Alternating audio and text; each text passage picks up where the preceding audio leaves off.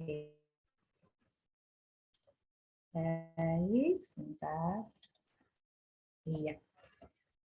Baik, bismillahirrahmanirrahim. Kita buka acara seminar atensi hari ini. Assalamualaikum warahmatullahi wabarakatuh. Waalaikumsalam. Waalaikumsalam. Oke, selamat datang Ibu dan Bapak, teman-teman. Mungkin di sini ada adik-adik juga, adik-adik remaja yang ikut bergabung di seminar atensi hari ini. Hari ini hari Sabtu, tanggal 28 Mei 2022. Nah, seperti biasa, seminar atensi banyak membahas tentang tema-tema anak, tema remaja, tema family keluarga, tema pendidikan. Nah, kalau hari ini kita mengambil tema seminar atensi, mengambil tema Teens Happiness, bagaimana menjadi remaja bahagia. Aduh, deg-degan nih temanya nih. Bagaimana menjadi remaja bahagia, karena memang trennya nih sekarang adik-adik remaja banyak yang pakai istilah-istilah self healing. Aduh, buat apa sih self healing gitu? Nanti kita tanya sama narasumber yang pastinya kompeten. Hari ini kita akan didampingi oleh narasumber kita, Mbak Asteria Devi Kumalasari, MSc, PhD, psikolog. Nah, beliau Selamat ini pagi. sebagai seorang psikolog, saya sapa nih, psikolog juga dosen di Fakultas Psikologi Universitas Padjadjaran. Nah, aku sapa nih. Halo, selamat pagi Mbak Aster. Pagi Mbak Eva. Nah, Pagi ini Ibu dia. Bapak, teman-teman. Oke, Mbak Aster ini orang yang super sibuk, jadi saya Aduh. culik hari ini.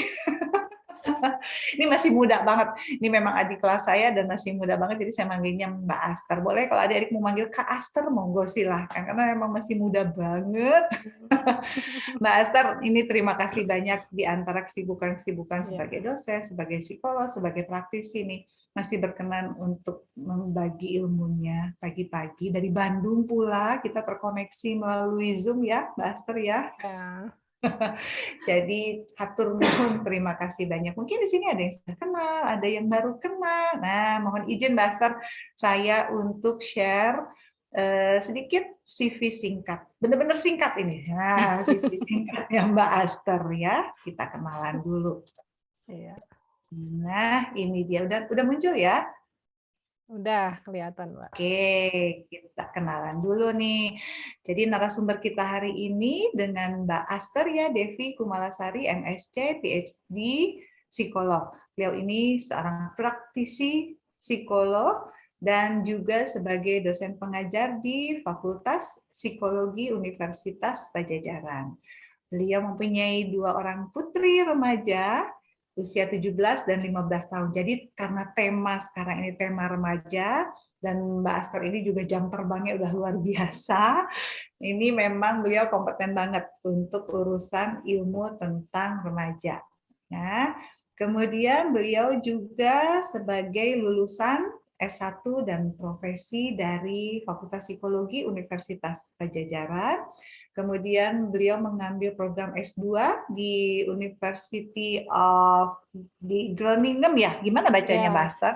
Bacanya Groningen, agak susah Mbak Eva. Groningen, iya benar susah. University of gitu. Groningen di Belanda ya, Mbak? Iya, betul. Oke, lanjut program S3-nya di, ini bacanya gimana nih, Mbak? Ini Saya takut salah. Radboud. Oh, biasa aja ya, Sama aja.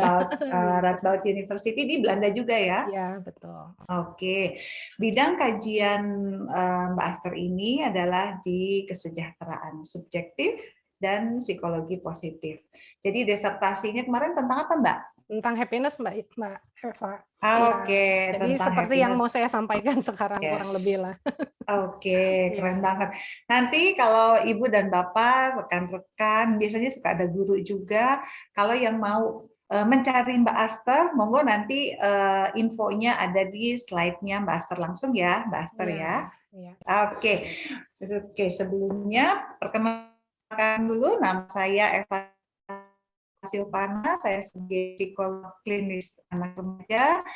Saya akan mendampingi Mbak Aster sebagai narasumber di seminar atensi hari ini. Jangan lupa Ibu dan Bapak yang sudah hadir, karena seminar atensi ini rutin diadakan setiap bulan, tapi waktunya memang tidak menentu, jadi saya ajak Ibu dan Bapak, adik-adik, rekan-rekan yang hadir, untuk follow Instagram Atensi Anak Remaja. Sekali lagi, silakan follow Instagram Atensi Anak Remaja. Jangan khawatir kalau yang tidak bisa hadir di hari seminarnya, silakan untuk mengakses semua rekaman seminar atensi ada di channel YouTube Atensi Anak Remaja. Baik, nah karena yang ditunggu adalah Mbak Aster, bukan saya. Mangga Mbak Aster, screen-nya saya serahkan ke Mbak Aster, monggo. Iya, baik. Terima kasih Mbak Eva atas kesempatannya berbagi di hari yang cerah ini ya. Kalau di Bandung agak mau hujan sepertinya ya. Sama, Tapi mudah-mudahan di Jakarta aman ya, Mbak Eva. sama, mendung Oh, juga sama hujan. ya, sama ya. Oke. Betul. Iya, terima Ya, udah kasih atas muncul. kesempatan berbaginya. Sesuai judul, saya akan sedikit berbagi, tapi mungkin juga lebih baik sharing dan diskusi mungkin ya, Mbak Eva ya. Jadi di sini ada beberapa orang mungkin nanti punya pendapat, punya pertanyaan yang bisa kita diskusikan, monggo ya. Meskipun tadi saya diperkenalkan sebagai dosen, sebagai psikolog, dan saya juga ibu dari remaja, jadi ini selain ada teori tetapi juga saya mengalami gitu ya keresahan-keresahan punya anak remaja dan melihat bagaimana anak-anak saya tumbuh dan juga resah gitu ya. Eee, Tentu, banyak hal yang bisa kita diskusikan bersama. Jadi saya bukan ahli yang tahu segalanya gitu ya, karena pengalaman kita pasti berbeda-beda. Maka saya ajak teman-teman, Bapak Ibu di sini yang hadir untuk, berdiskusi. Nah, ini tadi sudah diperkenalkan singkat oleh Mbak Eva. Nah, sekarang saya ingin kenalan dengan teman-teman yang ada di sini ya. Mungkin boleh, bisa tulis di chat gitu, siapakah Anda gitu ya, boleh, hanya hanya menulis saja apakah Anda seorang remaja atau orang tua dari remaja atau guru atau mungkin, yang lain begitu ya, silakan dituliskan di chat. Silakan, saya tunggu Oke, responnya. Ibu dan Bapak silahkan menuliskan di kolom chat, ada permintaan dari narasumber untuk menuliskan siapakah Oke, Anda gitu ya, apakah ya, remaja, orang tua ya. dari remaja. Nah, ini sudah masuk Nah, Mbak Aster. ada Nuri ya. Halo Nuri, salam kenal ya. Remaja ya Nuri. Oke, terima Iya, kasih loh. Saya suka kagum loh sama remaja-remaja yang ikut acara-acara seperti ini. betul. Betul. Ada Iya, lagi dari Bu Tia, ya, Bu Tia, selamat guru. pagi seorang guru. Ya, terima kasih responnya. Ada lagi? Ya, boleh silahkan. Siapa lagi? Silahkan tuliskan bagi yang baru gabung, langsung menuliskan identitasnya di kolom chat.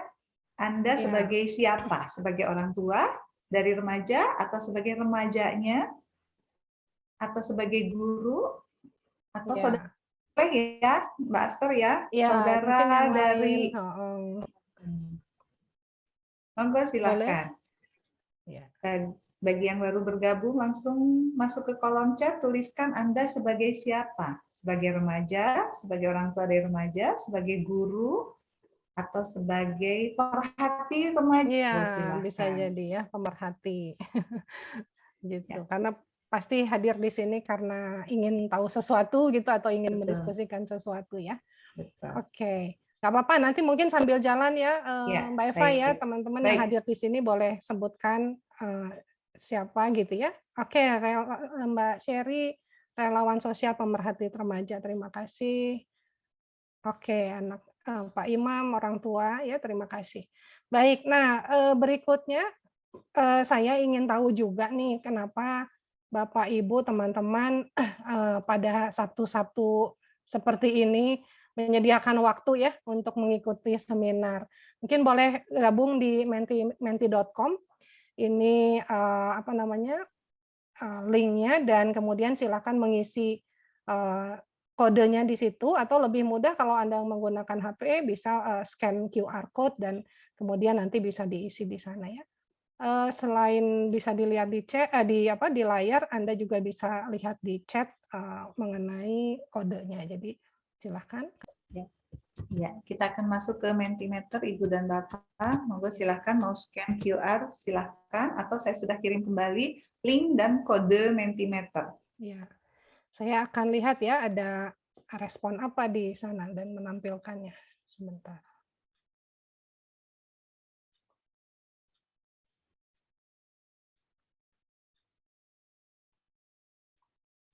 Ada yang sudah join, Mbak? Belum. Belum. Sebentar Ya, kita lihat. silahkan. Ibu dan Bapak. Barcode-nya bisa ditampilkan Oh, lagi. Oh, oke. ada yang perlu barcode-nya. Sebentar ya, saya sharekin lagi.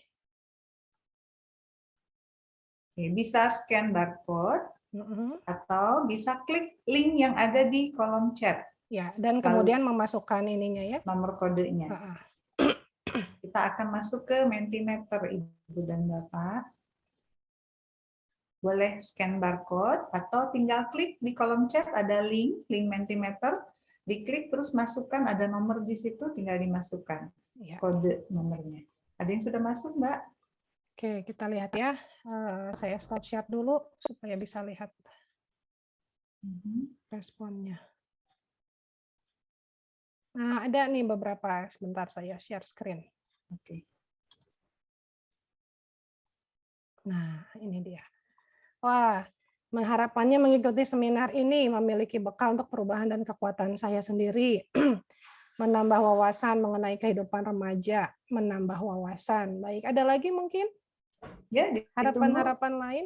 Ini sudah terlihat ya, Mbak, responnya ya? Muncul, Oke. muncul. Sip, Ya. sip. Berarti baru 3 orang yang Baru masuk 3, ya. Boleh Ibu dan Silakan. Bapak masuk ke Mentimeter. Boleh menulis lebih dari 1 juga kayaknya, bisa. Oke.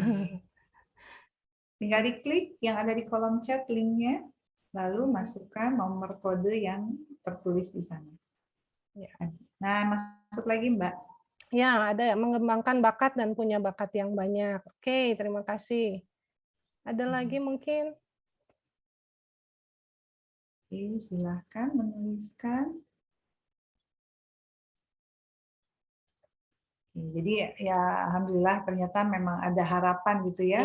Jadi bukan cuma mau ketemu Mbak Aster atau Mbak Eva ya. Iya, tapi juga ingin mendapat sesuatu ya. Mudah-mudahan nanti kita bisa diskusikan ya mengenai hal-hal ini. Jadi pengen punya wawasan tentang remaja, terus ingin punya kemampuan melihat kekuatan diri sendiri dan bekal untuk berubah ya, mau mengembangkan bakat. Terima kasih, ini harapan-harapan yang sangat baik. Tentu ada yang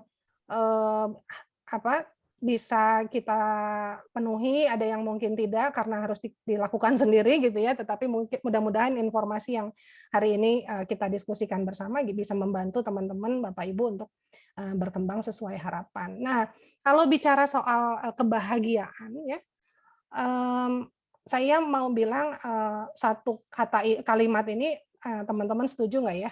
Bahwa semua orang itu ingin bahagia. Setuju nggak? Boleh open mic atau nulis di chat boleh ya? Setuju, Mbak. Oke. Mbak Eva setuju ya? Boleh. Pengen bahagia ya? Saya setuju banget. Nah, tuh di chat sudah sudah ada yang muncul, Mbak, ya, dari terima Ando. kasih Ando. Ya, oke. Oh, ini ada tambahan nih, pengen bisa produktif katanya untuk mengikuti seminar. Mbak Nuri bilang setuju. Ya, terima kasih. Ya, kebanyakan ketika saya tanya seperti itu, orang mengatakan setuju, gitu ya.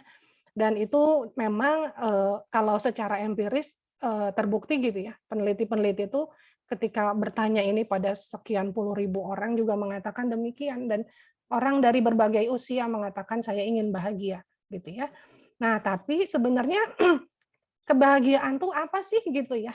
Kita tuh sering bilang ya, pengen bahagia, atau ngomong di mana-mana kebahagiaan, bahkan kebahagiaan tuh sekarang sepertinya jadi sesuatu yang dikomersialisasi gitu ya. Iklan-iklan itu menunjukkan kalau orang tuh harus bahagia gitu ya. Ada iklan Coca-Cola, ada iklan macam-macam ya yang menunjukkan kalau kamu mau bahagia, kamu mesti beli produk ini misalnya ya. Beli mobil yang kayak gini biar keluarganya bahagia, beli minuman yang ini biar happy dan seterusnya ya. Tapi sebetulnya kebahagiaan itu apa? Nah, silakan teman-teman kalau menurut Anda sendiri, apa sih kebahagiaan itu? Silakan ditulis tadi di berikutnya ada slide berikutnya untuk menjawab pertanyaan menurut saya orang yang bahagia tuh yang seperti apa sih gitu. Oke. Punya bakat yang banyak, bisa master kemampuan yang dimiliki ya. Mungkin maksudnya master tuh menguasai kemampuan-kemampuan tertentu gitu ya. Ini masih di Mentimeter, Mbak. Ya, masih di Mentimeter tadi masih yang tadi ya, yang tadi ada ya, slide karena ada beberapa yang baru masuk. Oh ya, Berarti tinggal klik link yang ada di chat ya. Untuk mengisi pertanyaan ini. Oke, ada lagi mungkin yang punya pendapat orang yang bahagia itu yang seperti apa? Atau kalau kesulitan mengisi Mentimeter, boleh open mic ya, jadi boleh silakan bicara. Atau di kolom chat boleh nggak? Boleh banget, apapun medianya silakan. Iya. Jadi silakan jawab pertanyaan ini. Menurut saya orang yang bahagia adalah silakan menuliskan di kolom chat atau open mic langsung ya, atau di Mentimeter nanti dibacakan semua. Oke, terima kasih responnya. Pikiran dan perasaan tenang atau nyaman. Oke, ada lagi mungkin?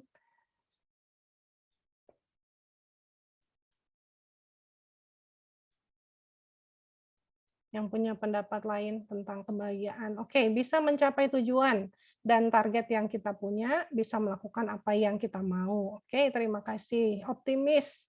Ya, orang yang bahagia itu orang yang optimis, orang yang bisa mencapai tujuan, orang yang bisa menerima ketidakselarasan terhadap apa yang ia dapatkan. Oke, ada lagi mungkin?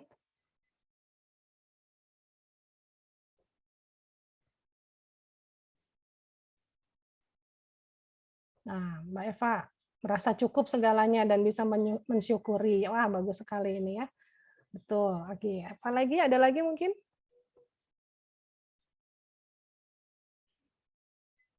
Ya, Pak Imam optimis kan? Optimis tadi ya. Oke, baik. Nanti silakan kalau masih ada yang punya pendapat tapi belum kepikiran. Oh, ini ada satu lagi. Sorry, udah saya stop share ya.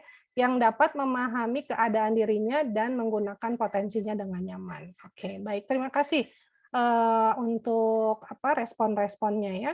Nah, mungkin nanti ada lagi yang baru terpikir, oh ini kayaknya kebahagiaan tuh ya buat saya gitu, atau menurut saya kebahagiaan tuh seperti ini. Boleh silakan nanti ditulis di chatnya atau di Mentimeter supaya kita punya catatan juga ya tentang pendapat teman-teman. Nah, saya lanjutkan. Tadi ini sudah saya tanyakan ya, semua orang tuh ingin bahagia.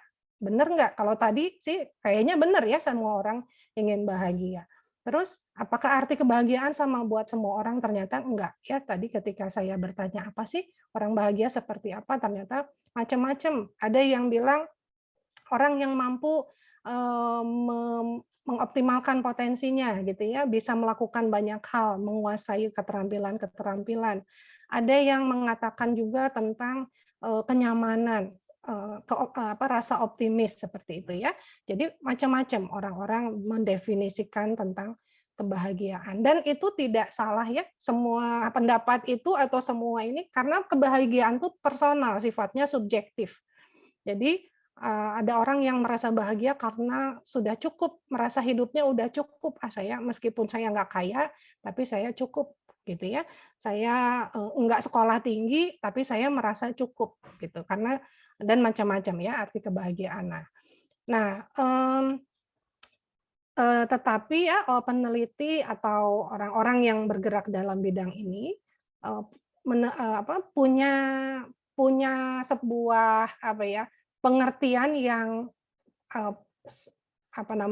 supaya kalau meneliti itu kan harus sama gitu apa yang dibicarakan sehingga mereka membentuk sebuah definisi gitu ya tentang kebahagiaan. Nah, seringkali kebahagiaan itu diartikan sebagai kesenangan.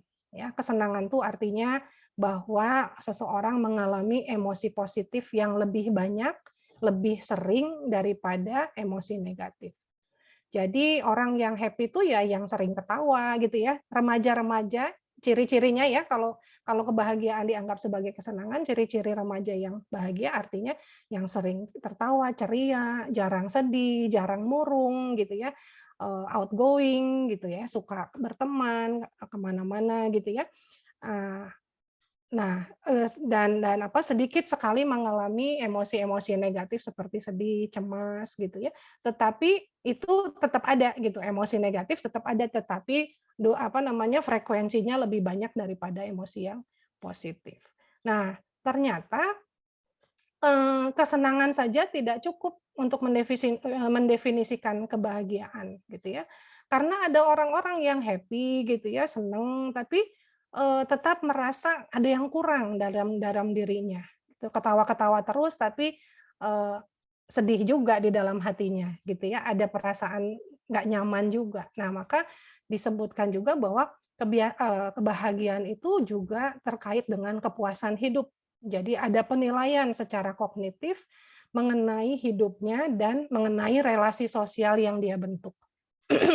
Jadi, seorang remaja yang bahagia kalau dalam pengertian ini berarti dia merasa puas misalnya terhadap, pencapaiannya di sekolah misalnya, atau terhadap kemampuan ekstrakurikuler. Misalnya dia jago main bola atau dia jago, main musik atau dia jago berenang, bernyanyi dan seterusnya ya, menggambar, melukis atau dia jago bergaul, menjadi leader di organisasi dan seterusnya. Dan dia merasa itu memuaskan buat dia. Nah, maka itu juga bisa, disebut sebagai kebahagiaan. Jadi ada kesenangan, di mana emosi positif lebih banyak, daripada emosi negatif dan ada rasa puas terhadap hidupnya dan relasi sosialnya. Nah, rupanya itu juga dianggap tidak meliputi semua, semua makna dari kebahagiaan gitu ya. Ada, orang-orang juga peneliti-peneliti yang menganggap kebahagiaan itu, artinya juga adalah kesejahteraan atau well-being gitu ya. Di mana, sebetulnya 3 hal ini, berkaitan satu sama lain, tetapi kalau teman-teman lihat ada perbedaannya sedikit-sedikit gitu ya. Nah, eee, kalau dari konsep ini, dari konsep kesejahteraan, maka kebahagiaan itu ya, dicirikan gitu ya, kalau pada remaja ini ya, saya beri contoh, misalnya anak remaja yang bahagia itu adalah anak-anak yang bisa memahami emosinya. Jadi perasaan-perasaannya, "Oh saya tuh sekarang lagi senang, oh saya sekarang sedih. Apa yang bikin saya senang, apa yang bikin saya sedih, apa yang bikin saya kesel," dia bisa memahami itu, ya. Jadi dia dan kemudian dia mengembangkan positif-positif emotion gitu ya, lebih banyak daripada yang negatif. Kemudian anak remaja yang bahagia juga, dikatakan anak-anak yang bisa terlibat dalam berbagai aktivitas. Jadi ada engagement ya, keterlibatan terhadap aktivitas sekolah, terhadap aktivitas ekstrakurikuler, di dalam keluarga, di dalam pertemanan, seperti itu. Dan kemudian relasinya juga baik dengan keluarga, dengan lingkungan sekitar, dengan teman-teman, dengan guru gitu ya, mengalami relasi yang memuaskan itu di lingkungannya. Kemudian meaning, dia menemukan ada makna dalam hidupnya, punya tujuan gitu ya. Saya tahu nih saya nanti mau jadi, psikolog misalnya gitu ya. Oh saya tahu nih saya suka, membantu orang. Saya merasa puas atau merasa diri saya berharga ketika misalnya teman-teman saya tuh, eee berterima kasih karena saya bantu belajar, misalnya seperti itu ya, dan lain-lain ya, bisa dalam pelajaran sifatnya, dalam pergaulan, juga di dalam keluarga. Jadi dia menemukan ada makna dalam hidupnya, hidup saya berharga gitu ya, ada rasa itu ya. Kemudian achievement, jadi, merasa bisa melakukan sesuatu dengan baik, bisa mencapai sesuatu dengan baik ya, dan tentu saja seperti saya tadi katakan, ini sifatnya subjektif. Jadi kalau misalnya menurut saya, sukses atau achievement itu adalah ranking 1 di sekolah, itu membuat saya bermakna dan berbahagia, ya boleh aja gitu ya. Tapi adalah anak lain mungkin yang enggak, saya tidak kebermaknaan saya atau achievement saya bukan di ranking sekolah. Saya merasa bermakna, merasa bisa mencapai sesuatu kalau saya misalnya berhasil mengajak teman-teman saya menyelenggarakan satu kegiatan misalnya ya, atau saya berhasil apa ya, menolong teman saya dalam belajar, saya berhasil membantu guru dan seterusnya ya. Jadi ini masing-masing, sifatnya subjektif. Jadi kita nggak bisa tuh ya menilai menilai orang lain berdasarkan, ukuran kita ya, "Oh dia mah nggak sukses berarti dia nggak happy, oh suksesnya ukuran saya, dia dia rankingnya 20, saya mah 1 berarti saya lebih bahagia." Nggak seperti itu ya. Jadi karena masing-masing itu subjektif. Nah, mengapa, orang, itu perlu, bahagia, gitu ya. Karena apa? Karena orang yang bahagia ini penelitian ini konsisten ya dari tahun ke tahun, itu biasanya lebih sehat, secara fisik lebih sehat dan lebih panjang umur, gitu ya. Kemudian, dia lebih sukses dalam pendidikan dan pekerjaan. Jadi ada penelitian yang, meneliti anak-anak remaja, kemudian, apa, beberapa tahun kemudian diukur lagi anak-anak remaja ini, mengatakan anak yang lebih happy lebih bahagia di masa remajanya gitu ya, mendapatkan income yang lebih tinggi daripada anak-anak yang pada masa remajanya kurang bahagia, gitu. Jadi pengaruh ke income, ke pekerjaan gitu ya, dan juga, kepada pendidikan. Kemudian juga sukses dalam relasi sosial. Itu ditemukan misalnya anak-anak atau remaja-remaja yang lebih bahagia itu lebih suka menolong, lebih apa, sociable gitu ya, lebih bisa bergaul gitu, dan lebih bisa, terlibat secara erat gitu ya dalam pertemanan ya. Kalau dilihat gambarnya ini sepertinya relasi romantis ya, tetapi tidak hanya itu gitu ya, juga dalam relasi-relasi pertemanan dia eee, lebih bisa engage dan bertahan gitu ya dalam relasi pertemanan. Nah, sebetulnya ini menarik ya, apa sih yang bikin anak remaja bahagia gitu ya? Kan tentu kalau kita mau mengarah saya ingin bahagia, saya harus tahu juga apa yang membuat saya bahagia gitu ya, atau remaja-remaja kita bahagia. Ini ada sebuah penelitian di tahun 2017 dilakukan di 20 negara termasuk di Indonesia. Berarti pada saat itu anak-anak yang diteliti itu usianya kurang lebih 16 sampai 22 tahun ya.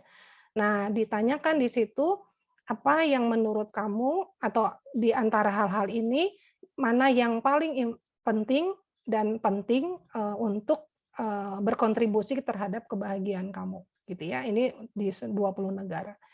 Nah, ternyata yang paling dianggap penting adalah kesehatan secara fisik maupun mental. Itu yang paling banyak dijawab ya, sebagai sesuatu hal yang paling penting. Kemudian yang kedua, di urutan kedua adalah relasi yang baik dengan keluarga. Di urutan ketiga ada relasi yang baik dengan teman-teman. Berikutnya adalah, bisa menyelesaikan, menuntaskan studinya atau belajar dan pekerjaan, ya.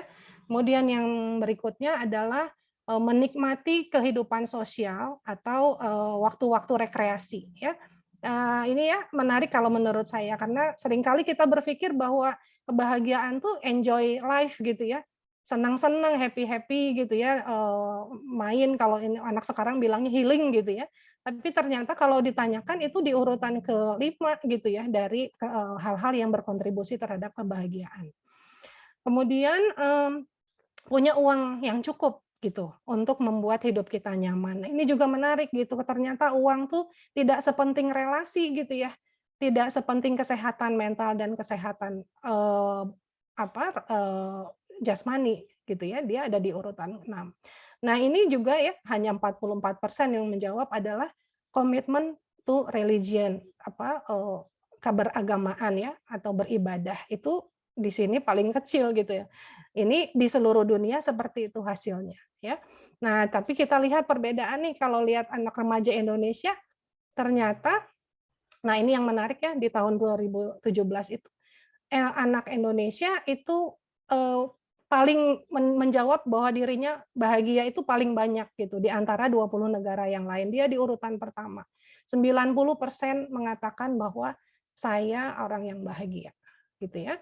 Terus apa saja yang menyebabkan dia bahagia? Kalau kita lihat di sini ternyata kalau agama itu buat anak Indonesia masih cukup penting. 93% mengatakan agama itu penting gitu ya. Jadi beda dengan tadi data dari keseluruhan 20 negara ya.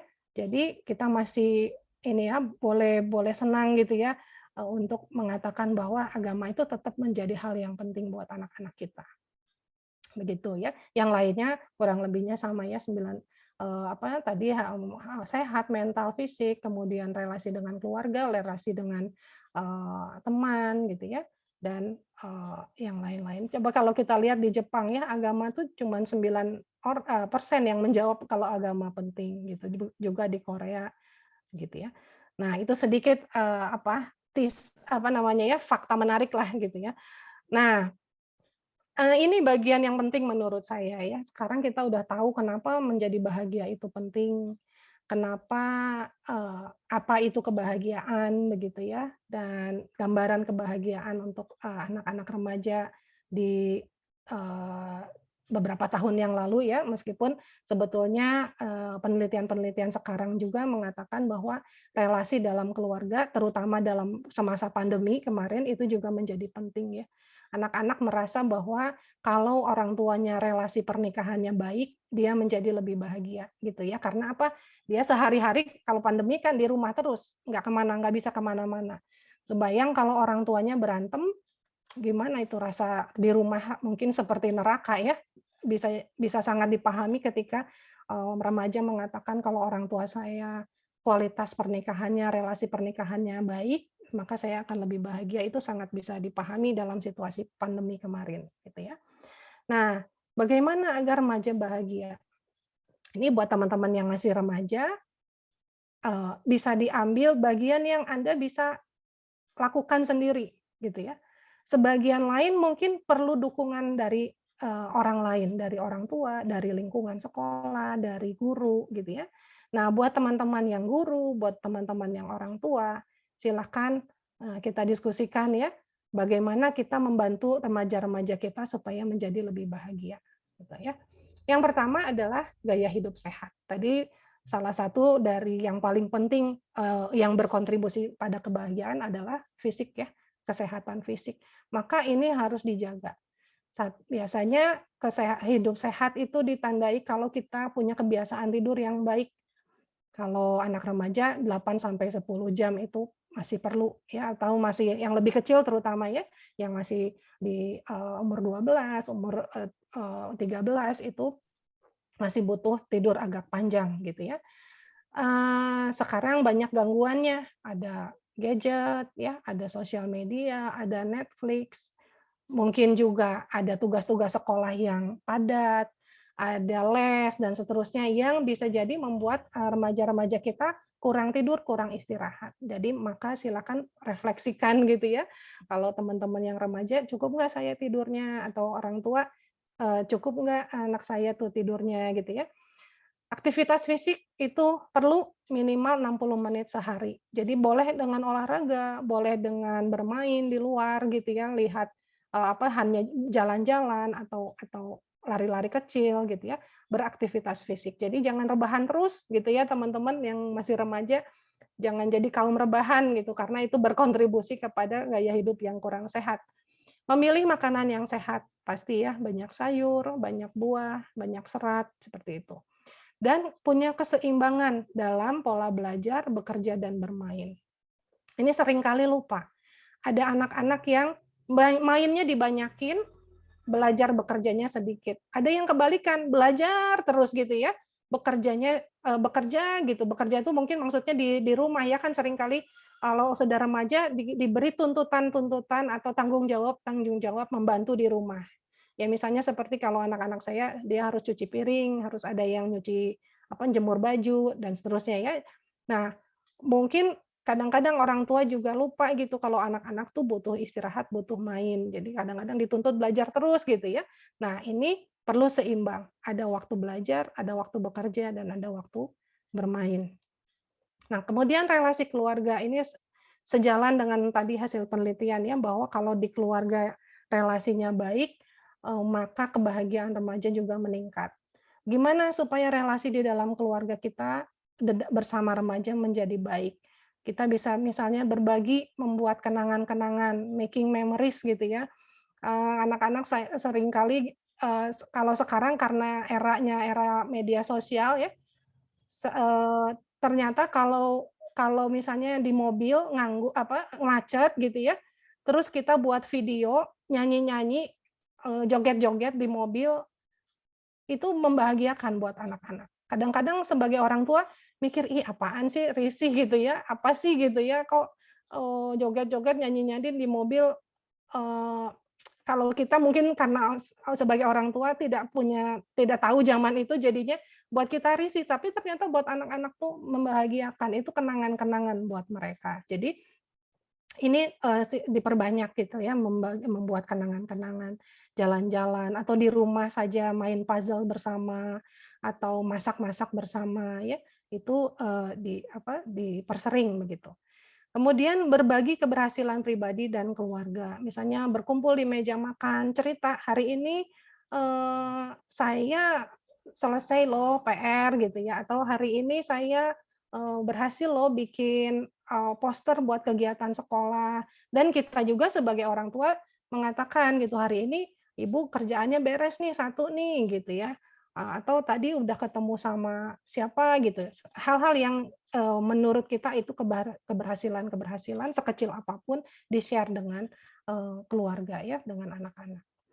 Kemudian mempertahankan ritual. Jadi misalnya kalau, kita punya ritual, berdoa malam bersama misalnya gitu ya, sholat bersama, atau beribadah ke gereja bareng gitu ya, atau makan malam bersama, atau misalnya ketika ulang tahun dirayakan kecil-kecilan, atau, kalau lebaran, punya ritual ibunya pasti masak apa, anak-anaknya membantu dengan apa, itu adalah sebuah ritual yang, bisa dikembangkan supaya membangun, kebahagiaan tersebut. Nah, kalau relasi keluarga itu positif, baik, maka relasi pertemanan juga biasanya akan baik. Remaja-remaja kita belajar dari bagaimana, mereka berrelasi dengan kakak adik, dengan, ayah dan ibu, dan itu kemudian diterapkan juga di dalam, pertemanannya. Biasanya ini ada hubungannya gitu ya, kalau di rumah baik, menyenangkan hubungannya, maka di pertemanan juga demikian.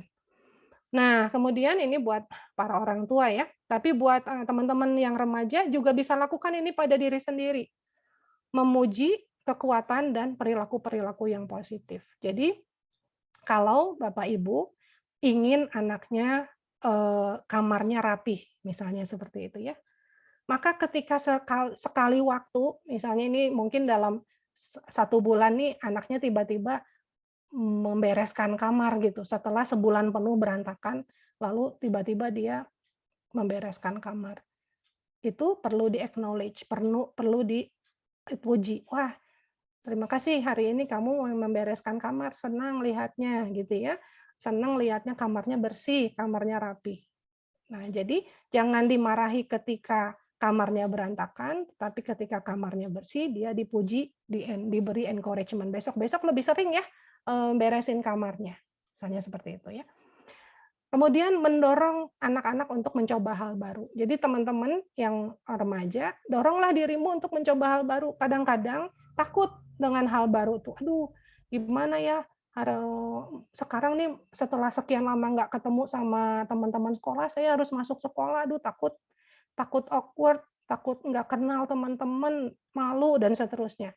Jangan mau duluan takut, tapi doronglah supaya kamu mau memasuki zona tidak nyaman tersebut ya. Dan orang tua perlu mendorong anak-anak juga untuk mencoba itu. Kemudian perhatian. Jadi misalnya kalau anak-anak punya acara di sekolah, dia jadi MC, datanglah ke acaranya misalnya, atau ada pertandingan, datang nonton. Itu adalah sebuah, dukungan yang sangat berarti buat anak-anak. Anak-anak juga ajak orang tuanya ikut ke sekolah, lihat penampilan kamu misalnya ya. Kemudian senyum, peluk gitu ya. Seringkali kita lupa ya untuk tersenyum di rumah, karena merasa sehari-hari ketemu dia lagi, dan setiap ketemu mukanya ditekuk. Nah, itu sangat, apa ya, harus diubah gitu ya. Jadi karena kita kebiasaan di rumah dia lagi, kemarin lagi sebel, jadi merengutnya keterusan gitu sampai besok-besoknya. Jadi perlu dibiasakan untuk senyum dan memeluk anggota keluarga kita.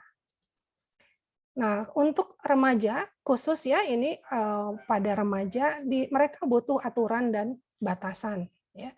Mereka butuh aturan yang jelas. Oke, kalau kita sepakat nih makan malam tuh tidak ada yang pegang HP. Makan malam semua HP-nya disimpan di kamar masing-masing, gitu ya. Ada nih aturannya kayak gitu. Tapi tiba-tiba dalam suatu makan malam si ayah karena sibuk dan kerjaannya belum beres, ditelepon sama bosnya, dia nelpon gitu ya, atau settingan sama bosnya di meja makan. Anak-anak akan merasa, "Loh gimana sih? Ini kan katanya kalau di meja makan tidak boleh pegang HP. Kenapa ayah melakukan?" Maka ketika itu tidak konsisten, anak-anak akan mulai coba, kalau gitu aku nanti makannya sambil nontonin YouTube gitu ya. Terus nggak ditegur, akhirnya keterusan kebiasaan itu jadi tidak terbentuk kembali. Ya, jadi butuh aturan yang jelas. Kapan boleh, kapan tidak, jam berapa harus sampai di rumah. Misalnya kalau anak-anak udah lebih besar, mungkin sudah bisa pergi sendiri, jam berapa harus sampai di rumah, bagaimana kesepakatannya, misalnya kalau dia pergi naik Gojek harus share log, misalnya seperti itu ya. Nah, itu kesepakatan-kesepakatan yang harus dibentuk bersama anak-anak. Nah, aturan ini harus dibuat berdasarkan kesepakatan yang melibatkan anak-anak, gitu. Jadi jangan orang tua yang membuat aturan, tapi libatkanlah anak-anak kita untuk membuat aturan tersebut. Setuju nggak kalau di meja makan kita tidak pegang HP? Setuju nggak kalau pulang itu tidak kurang dari tidak lebih dari maghrib jam 6 misalnya, atau jam 5 sudah harus sampai di rumah misalnya. Itu disepakati. Jelaskan ya, kenapa ibu merasa bahwa kalau kamu tidak boleh pulang lebih dari jam 6? Sebutkan alasannya. Yang membuat kita keberatan anak-anak kita pulang lebih dari jam 6 gitu ya. Dan anak-anak menyebut juga alasannya kalau dia memang harus pulang lebih dari itu. Jadi ada kesepakatan. Jadi ada ya negosiasi dan kesepakatan itu. Dan kemudian anak-anak remaja butuh diberi kebebasan untuk memilih yang tapi juga tetap kita pantau, kita monitor. Gitu. Nah, ini penting untuk menemukan makna dan tujuan. Jadi tadi seperti yang disebut di awal ya, bahwa kebahagiaan itu tidak hanya melulu kesenangan, tidak melulu kepuasan gitu ya. Karena kalau kita berpikir kebahagiaan itu hanya kepuasan dan kesenangan, maka mungkin saja kita terjebak pada hal-hal yang buruk ya. Kalau mau senang mah minum aja yang banyak, minum alkohol misalnya gitu ya.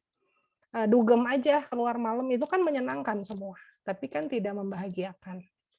Gitu ya. Jadi perlu satu aspek ini yaitu menemukan makna, menemukan bahwa hidup kita bermakna, hidup kita punya tujuan.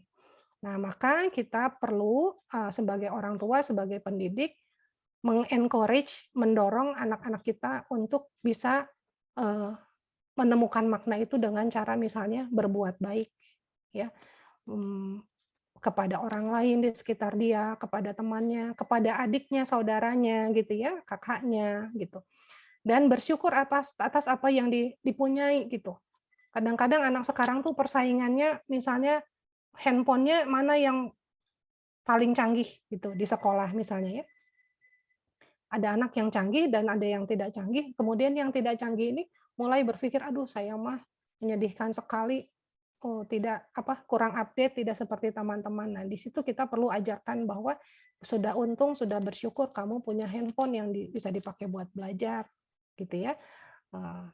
Dan itu cukup buat kita, itu cukup buat kamu, gitu ya. Nah, kemudian ini juga bisa dibantu dengan keterlibatan dalam kegiatan sosial atau keagamaan. Ya, misalnya kita ajak anak-anak untuk bakti sosial, mempersiapkan misalnya takjil pada saat bulan Ramadan dan bagi-bagi di sekitar komplek seperti itu ya. Dan juga ritual kegiatan-kegiatan keagamaan misalnya. Nah, ini pada remaja bisa sangat-sangat dilakukan ini, berdiskusi tentang falsafah dan tujuan hidup. Kita bisa share perspektif kita sendiri tentang kehidupan gitu ya. Misalnya dengan bercerita kehidupan orang lain gitu ya, lalu kita ambil hikmahnya gitu ya. Ada orang yang sedang kena musibah, kita diskusikan di dalam keluarga dan kemudian mengambil hikmah dari situ. Anak-anak diminta berpendapat tentang misalnya peristiwa di sebuah keluarga yang lain contoh ya, atau sebuah peristiwa yang terjadi juga keluarga kita dan kemudian dia diajak berdiskusi, minta pendapatnya mengenai hal tersebut. Nah, itu membantu dia untuk kemudian membangun makna tersebut ya. Dan kemudian mengevaluasi diri. Tadi ada yang di dalam harapan mengatakan, "Ya, saya pengen bisa lebih mengembangkan diri." Itu mulainya dari mengenal dulu kekuatan dirimu, mengenal dulu kapan saya berhasil dan mengapa saya berhasil, mengenal dulu kapan saya gagal dan apa yang membuat saya gagal. Jadi pengenalan terhadap diri itu sangat penting supaya kita bisa lebih berkembang, gitu ya. Kemudian tentang kesehatan mental. Jadi ada 3 hal minimal gitu ya yang bisa kita bangun di dalam diri remaja, di dalam diri anak-anak kita dan di dalam diri kita sendiri sebagai remaja ya, yaitu mengenai resilience. Resilience itu kemampuan untuk kembali setelah jatuh gitu ya, bounce back kalau bahasa Inggrisnya. Jadi kalau kita menghadapi kesulitan, kita tuh tidak terpuruk terus nyungsep gitu ya, tapi bisa loncat balik lagi untuk bisa mengatasi itu dan bisa memiliki upaya-upaya untuk berhasil mengatasi kesulitan tersebut. Kemudian self compassion. Jadi sayang kepada diri ya, memiliki sikap yang baik terhadap diri, tidak menyalahkan diri, tidak tidak bilang ah saya mah bodoh gitu ya, karena barusan dapat nilai 5. Padahal di mata pelajaran lain dia dapat 10, tapi ketika di satu pelajaran dia dapat 5, dia langsung bilang saya bodoh gitu. Nah, itu hal-hal yang menunjukkan tidak self compassion ya, dan kemudian confidence, kepercayaan diri ya. Kita lihat sedikit mengenai ini kesehatan mental karena menurut saya cukup penting. Bagaimana kita bisa menumbuhkan resilience ya. Yang pertama adalah dengan berpikir rasional dan positif. Seringkali kita sebagai manusia dari berbagai usia ya, secara natural tuh berpikir tuh negatif tentang banyak hal. Orang-orang itu lebih mudah ingat sesuatu yang negatif tentang dirinya, tentang orang lain dibandingkan dengan sesuatu yang positif. Kalau kalau disuruh sekarang teman-teman ya kalau misalnya diminta mendaftar, membuat list kelebihan dan kekurangan diri. Ini saya udah coba berkali-kali pada mahasiswa saya, pada orang-orang yang saya bimbing untuk dalam seminar seperti ini atau ya yang saya tangani di mana di ruang praktek begitu ya. Ketika saya tanya ini kebanyakan paling mudah mendaftar hal-hal yang negatif dari dirinya. Kalau disuruh nulis yang negatif tuh cepet dan banyak gitu ya. Tapi kalau disuruh nulis yang positif, mikirnya lama, udah gitu udah lama keluarnya cuman sedikit, jauh lebih sedikit daripada yang negatif. Itu menunjukkan bahwa itu default gitu ya. Kita tuh sebagai manusia default-nya begitu karena mungkin itu adalah hasil dari evolusi evolusi ya sebagai manusia zaman dulu kan pada zaman pemburu pengumpul tuh orang-orang harus berpikir negatif karena harus survive gitu ya. Kalau di depan gelap dia harus aware terhadap jangan-jangan di depan tuh ada sesuatu yang mengancam. Nah, itu terbawa sampai sekarang ya untuk selalu waspada gitu ya.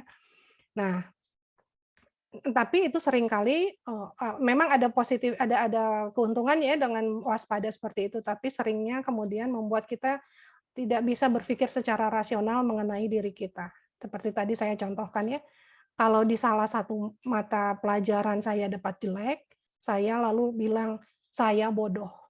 Padahal di mata pelajaran lain dia dapat baik.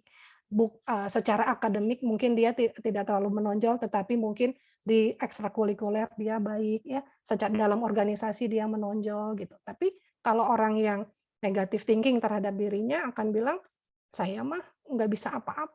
gitu ya, saya mah bodoh gitu ya. Nah, itu yang harus dibuat lebih rasional. Benarkah saya bodoh gitu pertanyaannya ya. Apakah itu tepat gitu? Buktinya ada enggak kalau itu tepat? Jadi Bapak Ibu kalau mendampingi anak-anak, ketika anak-anak mengatakan demikian, tanya, "Bener nggak pemikiran itu teh? Oh, buktinya apa kalau kamu seperti itu?" Ya, bisa ditanya dengan demikian ya, diajak diskusi untuk melihat dirinya dengan lebih, rasional, lebih objektif. Kemudian menetapkan tujuan. Jadi ini yang juga PR ya buat anak-anak. Seringkali, remaja-remaja kita pada saat ini nggak tahu harus passion-nya gitu ya, kalau zaman sekarang bilangnya passion gitu. Saya tuh mau jadi apa, saya tuh bagusnya di mana, kekuatan saya apa, itu seringkali, sulit diidentifikasi oleh anak-anak remaja gitu ya.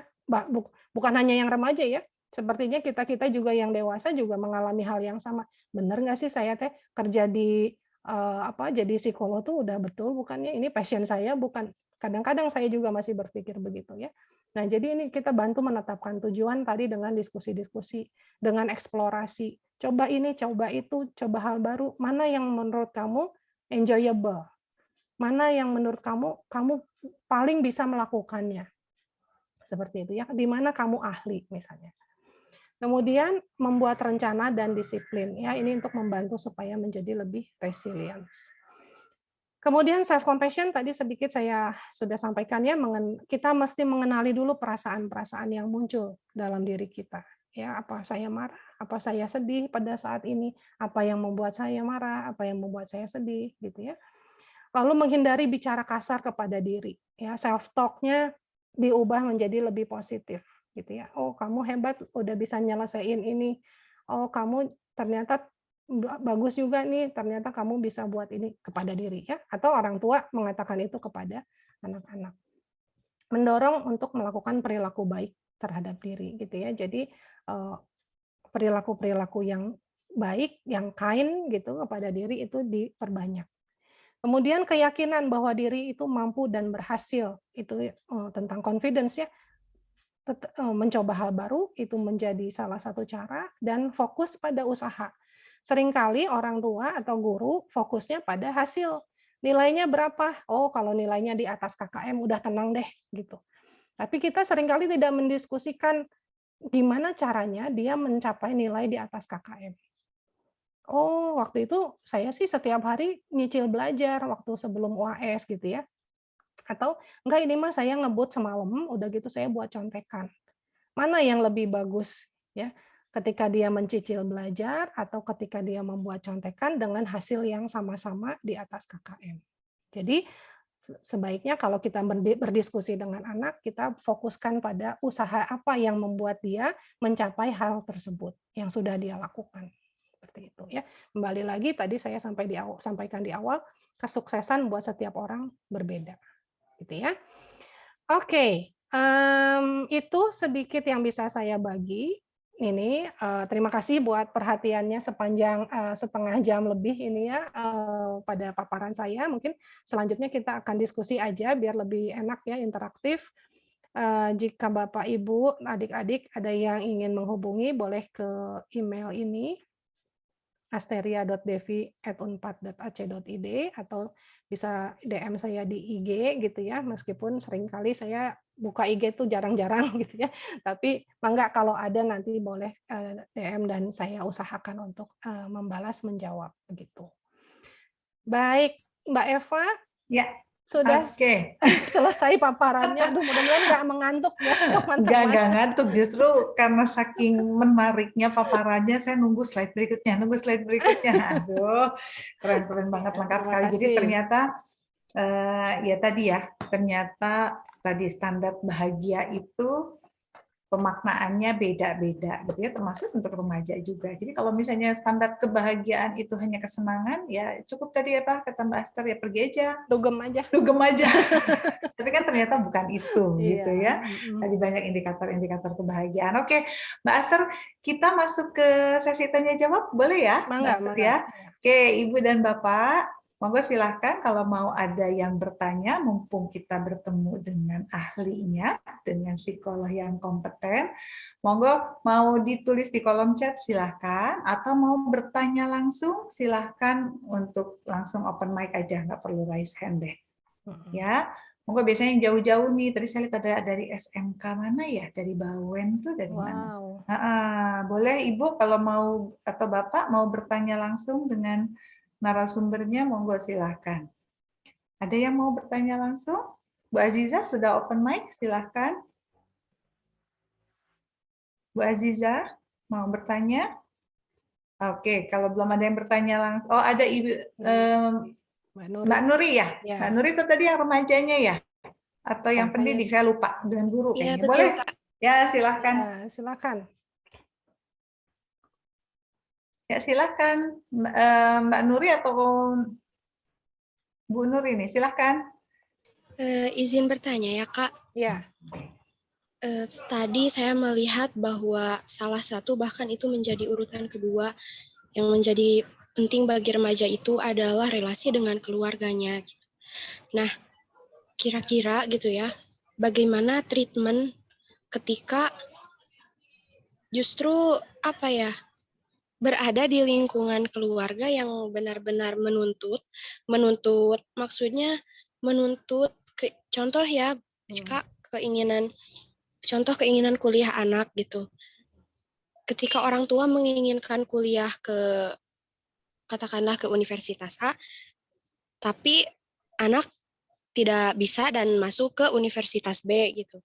Sebetulnya masih ada kesempatan untuk masuk ke universitas A, tapi ini contoh kasus saya kemarin gitu. Tapi kemarin saya malah ada keteledoran gitu, kemarin telat ujian sehingga saya tidak bisa mengikuti ke universitas yang diinginkan oleh keluarga, dan itu adalah kesempatan terakhir sehingga apa yang sudah saya capai di universitas yang sekarang gitu, yang padahal saya sudah memberikan yang terbaik, tapi keluarga saya masih menganggap seolah kalau saya tidak mengikuti keinginan mereka itu tidak menjadikan saya sukses gitu.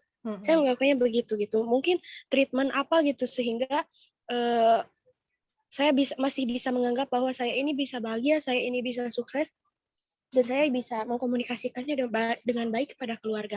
Mungkin itu ya, Kak. Terima kasih banyak. Iya.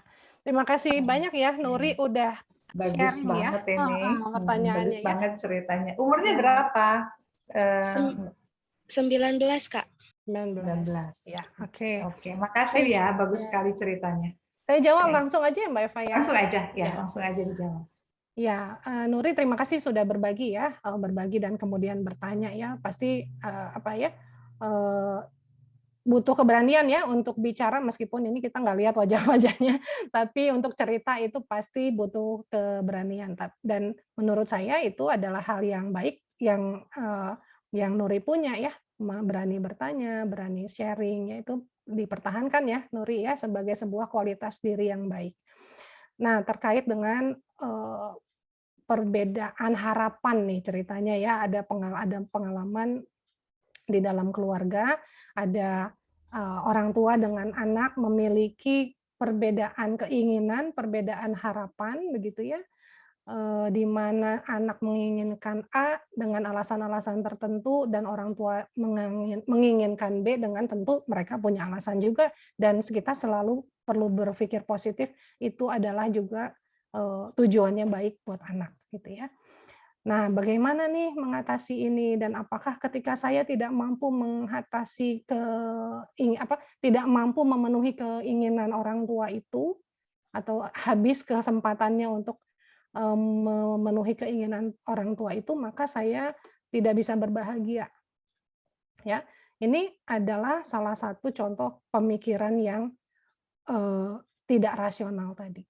Ketika kita berpikir demikian, ya, jadi itu perlu disadari dulu menurut saya, kita sebagai pribadi ya, saya bicara tentang anaknya dulu ya. Anak sebagai pribadi perlu menyadari bahwa kejadian ini membuat saya berpikir yang negatif, yang kurang rasional, gitu ya. Kenapa saya katakan begitu? Jika saya tanya lebih lanjut, apakah bakti kepada orang tua hanya bisa ditunjukkan dengan cara bersekolah di tempat tertentu yang menjadi keinginan orang tua. Ya, itu mungkin bisa didiskusikan dengan orang tua. Kita bisa lihat orang tua saya itu kalau saya amat-amatin, dia tuh happy-nya kalau saya begini. Dia senang, bangga ketika saya melakukan hal A, ketika saya mencapai hal A, hal B, dan seterusnya. Yang mungkin tidak terkait dengan tadi kegiatan di sana gitu ya. Di mana? Di apa namanya? eee, Keinginan dalam bidang sekolah gitu.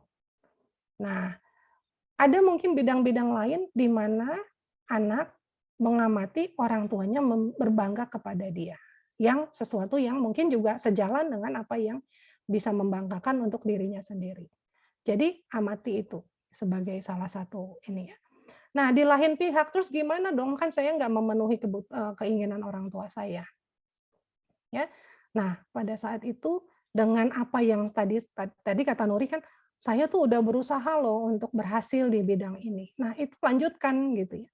Orang tua itu akan senang ketika anaknya berhasil menurut versi dia sendiri, pada akhirnya begitu.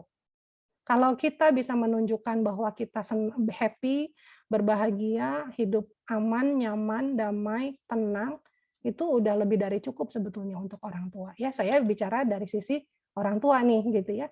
Maka banyak cara membanggakan orang tua, dan ketika kita berhasil dengan apa yang sedang kita jalani sekarang, orang tua kita juga akan bangga. Orang tua kita senang. Pada akhirnya gitu ya, mungkin enggak besok, mungkin enggak tahun depan gitu ya, tapi pada waktunya gitu ya akan indah pada masanya di mana eh, orang tua kamu juga akan berbangga dengan apa yang kamu capai gitu. Ya, jadi mulai amati gitu ya, apa aja sih pikiran saya yang kurang baik gitu ya tentang diri saya, tentang orang tua saya, itu yang diubah dulu supaya nanti Nuri bisa menjelaskan dengan lebih baik kepada orang tua kenapa Nuri lebih nyaman di sini gitu ya. Lama-lama orang tua juga akan terbuka. Nah, mumpung nih banyak orang tua di sini, banyak guru, ini masalah real buat anak-anak kita ya Bapak Ibu.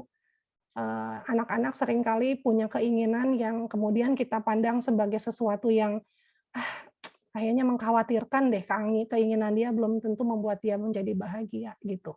Itu kita khawatir sebagai orang tua sangat sangat wajar ya, sangat sangat apa namanya, sangat masuk akal gitu ketika sebagai orang tua kita melihat kok pilihan anak saya nggak kayaknya mengarahnya pada hal yang kiranya kurang membahagiakan dia di masa depan. Nah, itu kita perlu terbuka, gitu ya. Jangan sampai anak-anak kita merasa tidak bermakna karena merasa dirinya tidak mampu memenuhi tuntutan diri kita, orang tuanya, seperti yang dialami oleh Nuri tadi, gitu ya. Jadi terima kasih banyak Nuri udah berbagi, mudah-mudahan juga kita bisa belajar ya dari pengalamannya Nuri. Iya, bagus Oke. sekali Baik, Kak, sebetulnya terima ya. kasih banyak untuk jawabannya. Ya. Oke, bagus sekali sebetulnya ya cerita Nuri barusan yaitu, dan itu real, itu nyata dan Betul. ada pastinya di tengah-tengah kita gitu ya. Betul, betul. Apa yang menjadi standar orang tua, kebahagiaan anak itu diukur dari standar orang tua. Itu yang harus diwaspadai. Iya, benar. Oke, dan itu miris juga ya Mbak. Jadi saya juga banyak menerima klien yang seperti itu, banyak sekali. Mudah-mudahan ya peserta yang sudah hadir di sini juga mendapat apa ya, mendapat pencerahan baru dari kasusnya Nuri barusan. Ya. Oke, bagus sekali. Mbak Aster nih ada pertanyaan nih sekarang di kolom chat katanya. Bagaimana supaya dari Pak Imam, bagaimana supaya bisa lebih berpikir positif terhadap dirinya? Maksudnya tadi Pak Imam kan punya anak remaja nih. Bagaimana supaya bisa anak remaja itu berpikir positif terhadap dirinya?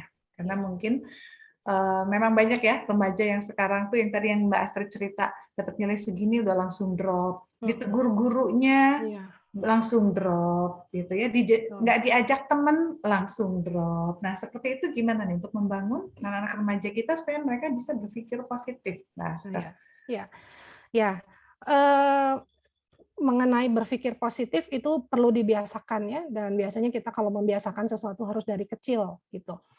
Tapi ketika kita sudah dewasa, juga masih tetap bisa ya membiasakan itu. Nah, kebiasaan itu bisa dibangun misalnya dengan melihat hal-hal positif dari diri kita, dengan melihat kekuatan-kekuatan kita. Tadi seperti saya sampaikan, kita punya kecenderungan berpikir negatif dulu tentang diri kita. Nah, sekarang pemikiran itu yang diubah. Kadang sebagai orang tua juga kadang-kadang kita lihatnya yang jelek-jelek tentang anak kita ya, yang kamarnya berantakan lah, yang Iya, kalau betul. pergi rambutnya nggak disisir lah gitu ya. Sama ya Atau ternyata ya. jadi kita juga sebagai orang tua seringkali punya default itu gitu loh, punya default anak saya tuh selalu tidak memuaskan diri saya gitu ya. Jadi kita juga perlu latihan untuk melihat hal yang positif. Meskipun mungkin agak sulit tadi ya. Kalau saya bilang sebagai ibu lihat kamar anak saya berantakan sebulan itu kan rasanya kepala mau pecah ya Mbak Eva. Dulu Iya benar. dulu guru saya bilang gini, "Ya udah jangan dilihat kamarnya," katanya gitu. Mbak Eva, Bu Indu Tapi bilang, kelihatan ya. tapi Tapi kelihatan ya. kelihatan. Ya udah tutup aja kamarnya gitu ya. Toh kalau dia merasa kebauan lah di situ atau merasa ini pada akhirnya dia akan lakukan gitu ya. Tapi seringkali sebagai ibu tuh sulit. Nah, ketika dia melakukan hal yang positif itu yang kita encourage, yang kita puji gitu ya, yang besok gitu lagi ya gitu ya. Atau misalnya, kamu hari ini berhasil ini, yuk apa ibu jajanin chat time gitu ya misalnya ya. Jadi membeli reward pada dirinya gitu ya. Anak-anak juga apa namanya diajarkan untuk setiap kali kamu berhasil meskipun sedikit, kamu reward diri kamu. Nggak harus dengan minuman, nggak harus dengan makanan, nggak harus dengan uang, tapi dengan menepuk bahu aja itu buat anak-anak udah sesuatu loh. Kalau kita sibuk ya, orang tua yang sibuk gitu ya, meskipun di rumah WFH gitu ya, tapi anak-anak sibuk di kamar, kita sibuk di kamar, terus suatu saat dia dipeluk gitu, tiba-tiba dipeluk tuh udah ini banget gitu ya, berarti banget buat dia gitu ya, ketika dia melakukan hal yang baik, dia melakukan menunjukkan kekuatan dirinya, terus kita reward dengan hal-hal sederhana seperti itu udah sesuatu yang berarti buat anak-anak kita. Itu mudah-mudahan Oke. cukup menjawab Pak Imam ya. Boleh Pak Imam kalau mau berkomentar, monggo silahkan. Pak Imam. Oke, terima kasih. Iya. Sama-sama Pak. Ya, terima kasih banyak Bu. Ini ilmunya banyak sekali ya. Jadi saya mempelajari tadi ternyata kita tuh pakai standar anak, jangan pakai standar orang tua ya. Karena setiap anak itu memiliki caranya sendiri untuk membanggakan orang tua ya. Paling kita kalau kayak tadi misalkan anaknya udah nyerempet-nyerempet ya kita kasih guidance, tapi tetap harus kedua belah pihak antara anak dan ortu itu saling berdiskusi ya gitu ya. Iya, betul. Iya tadi iya bagus sekali yang tentang positif itu. Jadi mungkin seperti tips yang tadi itu kita mesti banyak PDP mungkin ya, kita puji kekuatan dan perilaku positif. Sebenarnya kan nggak mesti anak itu ranking 1, siapa tahu dia tuh organisasinya aktif atau olahraga, misalkan dia suka ikut lomba, nah itu suatu prestasi juga nggak mesti suatu yang akademis ya. Iya, Ini mungkin kita bisa lebih melihat anak kita tuh dari berbagai aspek, tidak hanya faktor akademis harus kuliah di tempat tertentu, harus menjadi dokter atau dan lain sebagainya, tapi kita mesti melihat kekuatan dia, kemudian dia itu passionnya di mana ya, mungkin seperti itu sih yang saya ini tangkap. Wah, terima kasih banyak Pak. Lengkap sekali itu. Saya jadi ini bersyukur ternyata ada manfaatnya gitu, ada yang masuk ya. Iya. Terima kasih banyak Pak Imam. Itu masuk semua Mbak Aster. Iya. Lengkap tuh dari slide pertama sampai slide terakhir. Iya. Iya. Ini saya juga tadi foto sama referensi bukunya, nanti mau saya baca nih yang dikirim. Iya betul. Iya, betul. Tadi Pak Imam tuh di kolom chat Mbak Aster yang perma itu beliau ternyata baca juga nih Pak Imam baca dari Selin. Ya. Keren Pak. Oke, boleh ya, juga. Iya, nanti saya mau baca juga tuh yang referensi yang lainnya tuh ya, ada Steiner, Varke Foundation itu ya. Kalau yang Martin Seligman yang Authentic Happiness sih udah baca rangkumannya sih. Pak Imam keren banget ini. Okay. Aduh, makasih banyak nih Pak Imam. Mudah-mudahan bermanfaat ya Pak Imam. Ternyata punya anak remaja juga ya Pak Imam ya. Iya. Oke. Terima kasih Bu Asteria ya. Terima kasih Terima kasih banyak Pak Imam. Oke. Sekarang boleh silakan kalau ada yang mau bertanya kembali. Mau melalui kolom chat boleh, atau mau bertanya langsung boleh. Halo Mbak Aster. Ya. Oh iya, kirain hilang, saya lagi nyari mana ya? Ada kok. Ada. Oke, boleh silakan kalau masih ada yang mau bertanya, monggo silahkan. Iya, karena saya juga begitu Mbak Aster, jadi sambil menunggu nih ya. Jadi saya itu di ruang praktek, bahkan anak SMA itu sudah ada beberapa yang mengkonsumsi obat-obatan antidepresan. Jadi kebayang nggak Mbak? Mereka di usia sangat belia sudah mengkonsumsi obat-obat antidepresan. Jadi ya itu tadi ya, saya setuju banget dengan Mbak Aster. Misalnya dari 9 hal positif si anak, kita hanya melihat satu kekurangan anak gitu, sehingga yang 9-nya tuh tertutup gitu ya. Orang tua nggak lihat 9 kelebihan si anak, karena yang dilihat satu aja itu terus yang negatif terus gitu ya. Itu mungkin jadi koreksi juga buat saya juga kan punya remaja gitu Mbak Aster. Iya. Saya juga bicara ini tuh bukan berarti saya udah melakukan dengan baik ya Mbak Eva ya. Ini Sama-sama sambil bicara Mbak. tuh sambil nginget, oh ya kemarin aku begitu tuh kemarin gitu. Even jadi, itu kita psikolog juga kita kan perlu belajar terus ya Mbak. Iya betul. Jadi ya selalu harus dicoba lagi gitu ya, karena kan sebagai orang tua kita pun juga ya namanya manusia ya, punya emosi-emosi tertentu, apalagi kalau anak tuh kita kan selalu ingin yang terbaik gitu ya, ingin anak kita jadi yang terbaik gitu. Jadi selalu kayak punya ekspektasi gitu tinggi kepada anak-anaknya. Nah, tanpa kita kemudian melihat juga apa sih yang diinginkan, apa sih kekuatan dia gitu ya. Nah, itu jadi nah itu hati-hati juga tadi kata Mas, ingin menjadikan anak-anak kita yang terbaik menurut standar siapa? Iya betul. Kalau standar orang tua nanti terjebak dengan yang tadi cerita Nuri tadi ya, gitu. Betul. Dan ini ya Mbak Aster ya, anak remaja itu kan badannya besar ya Mbak. Kadang kita juga ternyata kalau lihat dari tadi paparan Mbak Aster, kita juga masih perlu mendampingi mereka yang walaupun mereka tuh badannya besar, ternyata berpikirnya itu tadi masih perlu diskusi, masih perlu kita arahkan gitu. Kita tetap masih ada di samping dia ya. Memang kita dibutuhkan untuk mereka berdiskusi gitu ya, Mbak Aster ya. Betul. Oke. Jadi harus selalu kalau anak remaja harus banyak diskusinya Mbak Eva. Betul. Jadi komunikasi betul, itu jadi penting pada anak-anak ini ya, meskipun kita udah bisa mulai membiasakan komunikasi selebih dini ya, di 3, 4, 5 tuh anak-anak udah bisa diajak diskusi, tapi lebih krusial lagi ketika sudah SMA, SMP, SMA tuh jangan lagi diabaikan seperti dia tuh nggak tahu apa-apa gitu ya. Nah itu sumber perpecahan sebetulnya.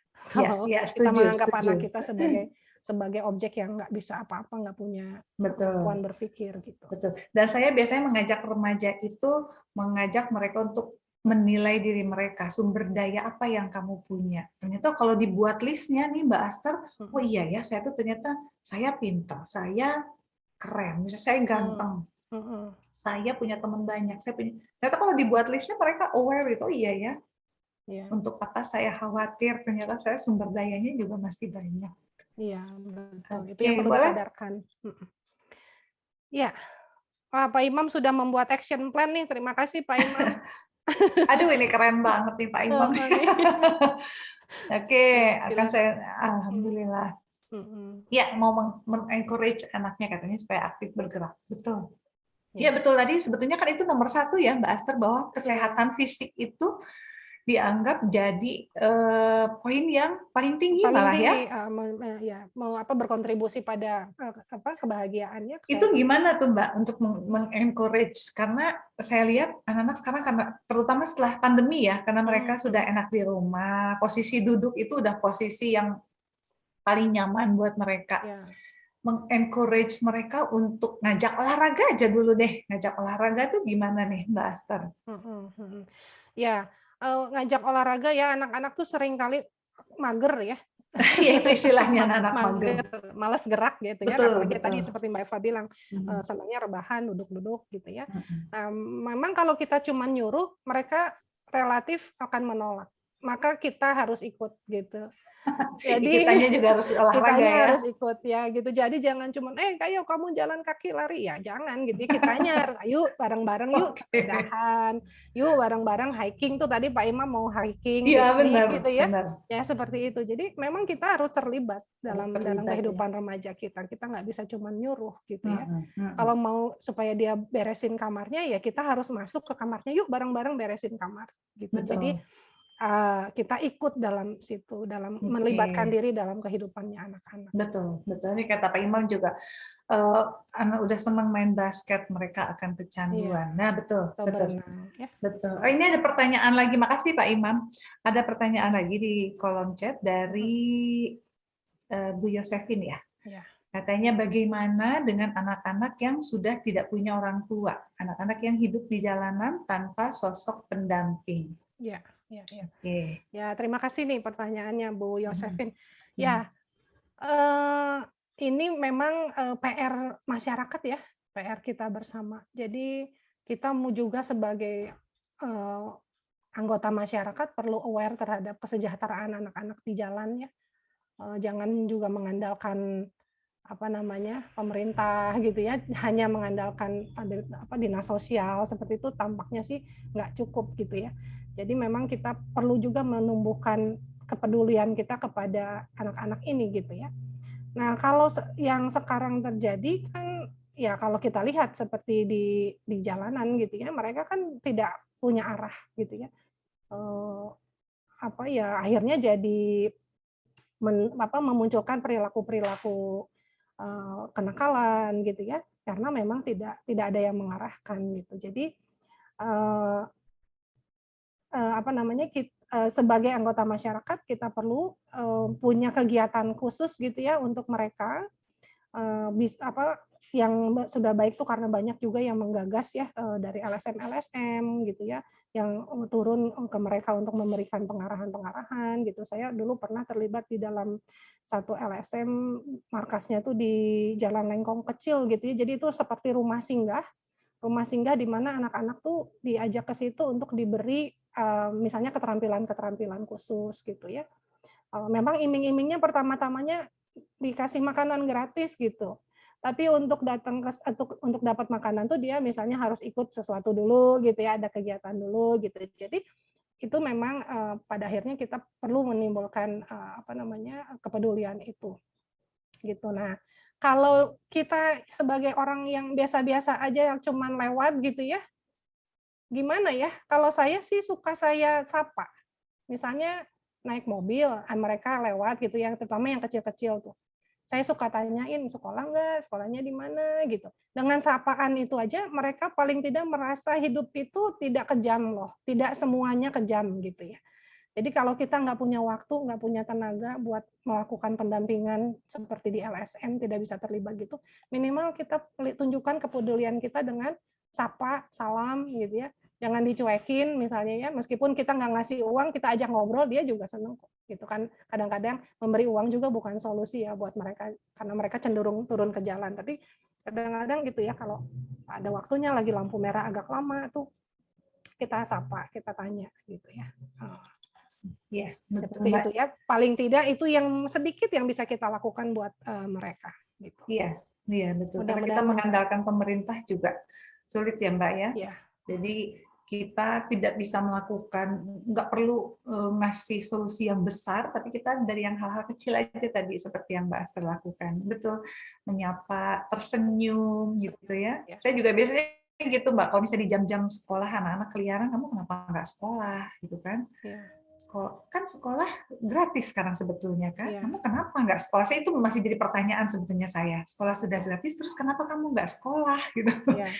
Minimal ada itu yang mengingatkan. Karena kompleks ya, kalau anak-anak di jalan tuh persoalannya kompleks ya, dan saya terus terang nggak kompeten di bidang itu ya. Jadi ya kita lakukan yang bisa kita lakukan lah. Betul. Ya kita bisa lakukan minimal tersenyum, ini gitu ya. Gitu. Betul. Menunjukkan kepedulian lah bahwa di dunia tuh nggak semuanya keras gitu ya, ada juga orang yang murah senyum gitu ya. Betul, dan tidak perlu yang besar gitu ya, dari hal kecil pun tadi dengan senyum dan menyapa pun itu sudah. Iya, mudah-mudahan memberikan perubahan terhadap mereka. Gitu.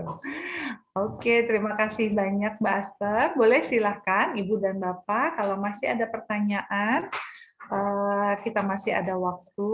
Tapi kalau misalnya memang tidak, coba saya lihat di kolom chat sih sepertinya sudah tidak ada ya Mbak Aster ya. Ibu dan Bapak yang lain, kalau ada yang mau bertanya, ini biasanya Bu saya udah jauh-jauh nggak punya kesempatan bertanya. Nah, boleh monggo kalau yang datang dari jauh, saya berikan kesempatan bertanya, boleh silahkan bertanya langsung. Oke. Tapi kalau Mbak Aster sendiri banyaknya kasus remaja ini di Bandung ya, karena saya tinggal di Jakarta, di Bandung nih, apakah sama Mbak dengan ya tadi yang saya bilang, kalau saya banyak kecemasan di remaja banyak, kecenderungan self harm banyak. Untuk di Bandung sendiri gimana nih, Mbak? Iya, kurang lebihnya sama, Mbak Eva ya. Saya sekarang lebih sering mendampingi mahasiswa praktek di Puskesmas Puter ya di Bandung dan juga di Biro Pusat Inovasi Psikologi punyanya Unpad ya untuk menangani masalah-masalah dan kebanyakan klien saya itu remaja akhir ya. Jadi mahasiswa-mahasiswa yang di bawah 20 gitu usianya ya 19, 20, 21 gitu kurang lebih segitu. Memang masa krisis kan ya itu tuh. Gitu. Jadi dan memang keluhannya banyak sekali yang self harm gitu ya. Terus merasa depresi, merasa kecemasan, panik dan seperti itu ya. Itu banyak mengantri gitu ya. Sekarang di Puskesmas itu karena kami cuma bertiga, sekarang antriannya 30 orang. Dan belum bisa ditangani. Jadi terbayang betapa banyak gitu ya anak-anak yang butuh dibantu gitu. Nah, sebetulnya itu kita bisa antisipasi di dalam rumah, di dalam keluarga kita ya supaya mahasiswa anak-anak kita, remaja-remaja kita lebih tangguh gitu ya. Ketika menghadapi kesulitan, menghadapi kehidupan gitu. Jadi sehingga tidak nanti harus pergi ke psikolog untuk minta bantuan dan seterusnya gitu ya. Mbak Aster ada yang nanya ke chat personal saya untuk ketemu Mbak Aster kemana? Tadi sudah ya, sudah di-announce ya, Mbak Aster? Ada di ini ya, saya tulis. Boleh di email dulu aja kalau iya, boleh ketemu, dituliskan mungkin nanti di bisa kolom chat. janjian. Iya. Nah, jadi untuk para remaja, adik-adik remaja juga jangan khawatir gitu. Memang kalau misalnya dirasa berdiskusi dengan teman, berdiskusi dengan orang tua itu sudah tidak bisa menemukan titik temu, jangan takut juga, jangan ragu untuk datang berkonsultasi dengan tenaga profesional gitu. Jadi kalau ada masalah memang nggak bisa untuk di-keep sendiri gitu ya. Jadi perlu untuk mencari solusi. Gitu. Nah ini di kolom chat ada Mbak Aster. Oke, IG-nya bisa DM dulu mungkin ya, Mbak Aster ya. Ada Instagramnya Mbak Aster atau tempat prakteknya Mbak Aster di konsultasi Pusat Inovasi Psikologi di Bandung. Kalau di Bandung gimana Mbak Aster? Bisa online? Di Bandung bisa online. Jadi kami di PIP ini Pusat Inovasi Psikologi itu dia bisa online, bisa offline sekarang ya. Kalau dulu masih online terus, tapi rasanya sekarang sudah bisa. Jadi silakan kalau mau ketemu mendaftar aja ke nomor tersebut dan menyebut nama saya. Dengan Mbak Aster. Sebut nama 3 kali ya Mbak. Sebut 3 kali ya. Jadi kayak bento ya. Ya gitu ya. Jadi karena saya kebetulan nggak buka praktek sendiri gitu Mbak Eva, jadi pasti saya arahkan ke. Iya. Jadi artinya untuk rekan-rekan orang tua atau remaja yang tidak di Bandung pun masih bisa ketemu dengan Mbak Aster untuk berkonsultasi di 2 nama ini ya. Bisa kalau mau langsung ke Mbak Asternya DM dulu di Instagram atau bisa menghubungi kontak konsultasi Pusat Inovasi Psikologi Bandung atau PIP. Nomornya ini nanti minta bertemu dengan Mbak Aster. Oke, baik. Mbak Aster sepertinya sudah, ini ada dari Bu Tia. Saya berbagi pengalaman menghadapi, katanya Mbak Aster dari Bu Tia, boleh dong sharing pengalaman menghadapi orang tua yang keras terhadap anak dan tidak menerima masukan untuk menyesuaikan standarnya dengan standar anak sekarang, karena tidak trust pada kemampuan anak. Oke, ini saya sebetulnya lebih ingin cerita langsung nih, Bu Tia, boleh cerita langsung nggak open mic? Boleh cerita langsung, Bu Tia? Halo Bu Tia. Iya, Nah, monggo silahkan. Monggo maaf saya silahkan. nggak bisa open Nggak video ya, apa-apa. Mbak. Nggak apa-apa, nggak apa-apa. Oke. Mm. Jadi sering ada orang tua yang datang gitu ya. Kita karena anaknya bermasalah, terus kami sampaikan bahwa mungkin kalau bisa dibilang masih konvensional lah orang tuanya ya. Merasa kalau dulu saya kan begini gitu. Nah sekarang anak tuh susah diatur dan sebagainya. Nah saya mencoba untuk menjelaskan bahwa yaitu mungkin anak sekarang beda. Jadi orang tua perlu menyesuaikanlah dulu gitu ya, bahwa punya sasaran tertentu iya, tapi caranya coba sesuaikan dulu dengan anaknya. Nggak bisa, anaknya tuh nggak bisa dibilangin, anak itu terus anak yang salah. Saya kan jadi bingung, mesti bagaimana nih gitu. Ya. Oke, Bu Tia ini guru tadi ya? Guru ya, Ibu Tia Saya ya. pendidik. Ya, Iya. pendidik ya. Oke. Oke, bagus Ya. sekali Bu Tia, terima kasih. Jadi itu memang banyak sekali Bu Tia. Orang tua seperti itu ya. Gimana nih Iya. Mbak Aster nih? Ya, baik. Terima kasih Bu Tia atas pertanyaannya ya. Memang sebagai pendidik itu PR banget ya ketika menghadapi orang tua yang sulit diberi masukan gitu. Sementara kita lihat kondisi anaknya seperti demikian juga mungkin karena orang tuanya gitu ya. Saya sering menghadapi itu ketika anak-anak konsul kepada saya atau kepada psikolog, sebetulnya yang bermasalah orang tuanya, bukan anaknya gitu ya. Jadi anak-anak menjadi seperti demikian bermasalah karena orang tuanya juga sebetulnya yang perlu diberi masukan gitu ya.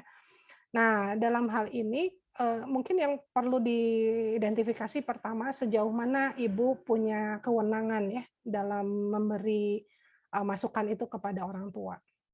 Misalnya kalau di sekolah gitu ya, ada mungkin pihak-pihak yang berwenang gitu. Kalau guru gitu ya, kalau saya coba lihat dalam konteks sekolah ya, ketika guru tidak lagi bisa memberi masukan, biasanya dikirim kepada guru BK gitu ya, yang kemudian nanti diperdalam persoalannya. Karena sikap orang tua yang demikian itu biasanya multidimensi Bu penyebabnya.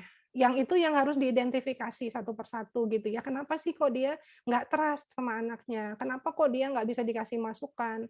Secara kepribadian orang tuanya juga kan mungkin mempengaruhi gitu ya. Sehingga perlu diidentifikasi. Kadang-kadang kita perlu kerjasama Bu dengan profesi lain ya. Entah dengan guru BK, entah misalnya psikolog di sekolah itu, dengan kepala sekolah gitu ya. Kadang-kadang orang tua juga kalau dihadapkan pada kepala sekolah mungkin juga dia akan berpikir ya kenapa ya gitu ya.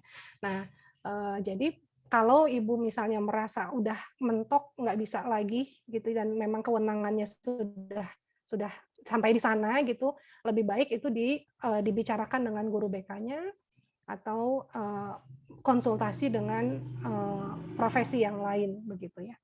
Gitu. Jadi karena anaknya juga mungkin bermasalah gitu ya, sehingga perlu penanganan khusus yang perlu diidentifikasi dulu sebetulnya sumbernya ada di mana, begitu Bu.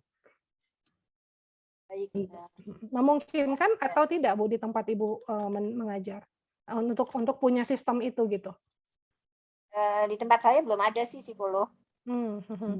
Iya. Tapi sebetulnya kan bisa direkomendasikan juga ya, walaupun di sekolahnya tidak ada psikolog, tapi Ibu bisa membantunya dengan menyarankan untuk datang ke psikolog.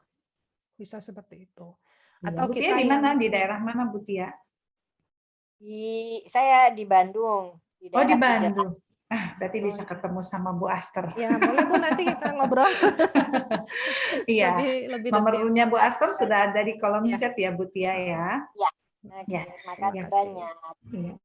Saya paham sih kebingungan guru itu kan ada di tengah-tengah ya, Mbak Aster ya. Betul. Mau menyarankan bagaimana, mau tidak menyarankan bagaimana gitu ya. Mau masuk terlalu dalam juga nggak bisa gitu ya. Tapi kalau didiamkan juga kasihan ini anaknya. Iya. Dan orang tua sekarang katanya lebih galak daripada gurunya. Iya.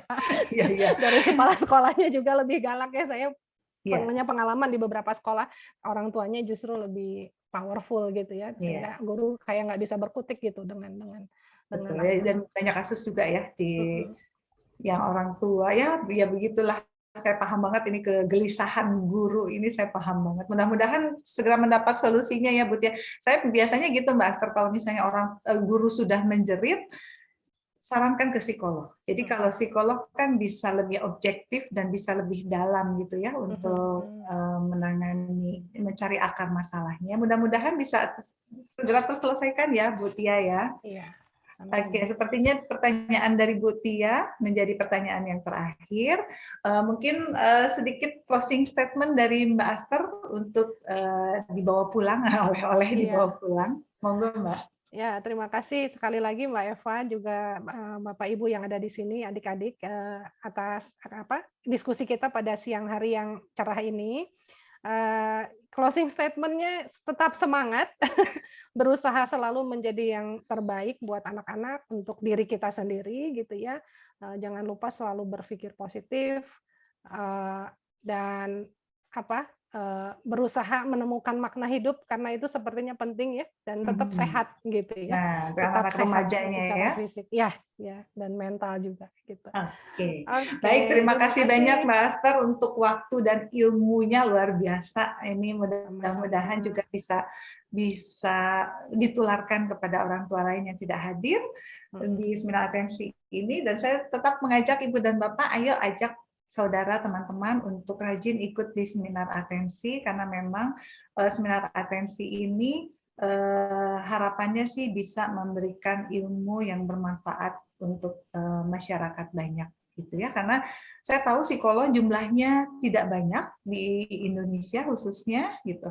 Mudah-mudahan platform ini bisa membantu para orang tua di Indonesia untuk lebih lebih bisa tadi membimbing dan mendampingi putra-putrinya di rumah dengan ilmu yang tentunya diberikan oleh narasumber yang sudah pasti di bidang kompetensinya. Baik, terima kasih banyak Master sekali lagi untuk ilmunya. Ibu dan Bapak jangan lupa untuk follow Instagram Atensi Anak Remaja, dan silakan mengakses rekaman semua seminar atensinya di YouTube Atensi Anak Remaja. Baik Ibu dan Bapak, untuk narasumber saya ucapkan terima kasih banyak. Hatur nuhun Master. Sami-sami, sukses terus atensi ya. Amin, amin. Terima kasih. Dan Ibu Bapak peserta yang sudah hadir, saya ucapkan juga terima kasih banyak untuk kesediaannya kita belajar di pagi hari sampai jam sekarang. Dengan demikian, seminar atensi saya tutup. Wassalamualaikum warahmatullahi wabarakatuh. Waalaikumsalam. Terima kasih. Ya, terima kasih banyak. Hatur nuhun, Mbak Aster, Ibu dan Bapak semuanya. Mangga izin saya untuk tutup Zoom-nya ya. Yo, makasih.